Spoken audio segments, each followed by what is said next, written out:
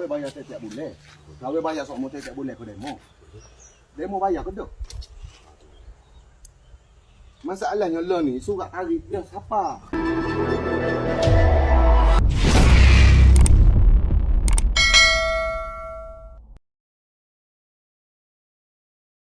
Seorang lelaki tampil berkongsi pengalaman apabila mendakwa menjadi mangsa urusan jual beli motosikal menggunakan kaedah sambung bayar yang tidak telus. Menurutnya, beliau membeli sebuah motosikal daripada seorang individu dan membuat bayaran ansuran bulanan seperti yang dipersetujui.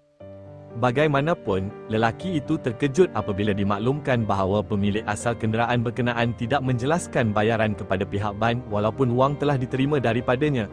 Keadaan menjadi lebih rumit apabila pihak penarik kenderaan hadir dan menuntut motosikal tersebut atas alasan tunggakan pinjaman.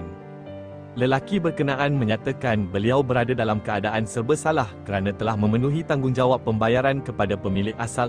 Susulan itu, beliau mengambil langkah berjumpa dengan pemilik asal bagi mendapatkan penjelasan serta mencari jalan penyelesaian secara baik.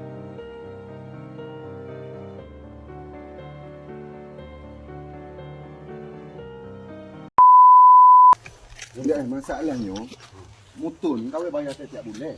Kau bayar sok motor setiap bulan kau demo. Demo bayar ke dak? Masalahnya lo ni surat tarikh dia siapa? Orang nak mari tarik umur kau. Bayar.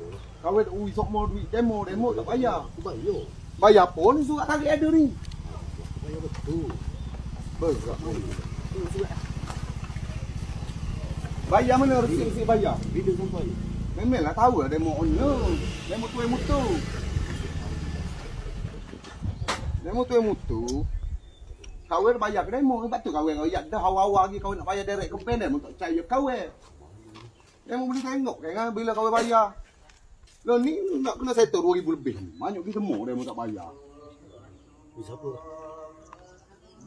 Wakil daripada bank. Wakil pada bank.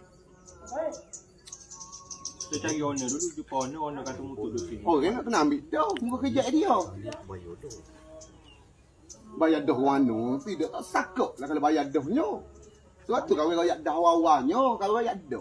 Kau mana-mana pun demo ni nak kena ni. Biar kau bayar direct ngebank.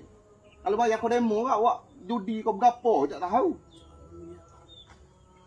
Banyak ulat dah ni kan? Betul macam ni. Tak ada macam mana, orang air kuci, kita ambil dulu. Settle dulu bayar baru kita. Habis waktu kira dia mula. Nanti kita bincang balik lah. Iyalah motor ni. Kau nak pakai lah motor. Kau bayar semua. Tapi duit awak kau tak boleh settle selalu. Kau kena settle slow-slow lah. Lepas tu kau nak guna motor mana? Awak ada motor je.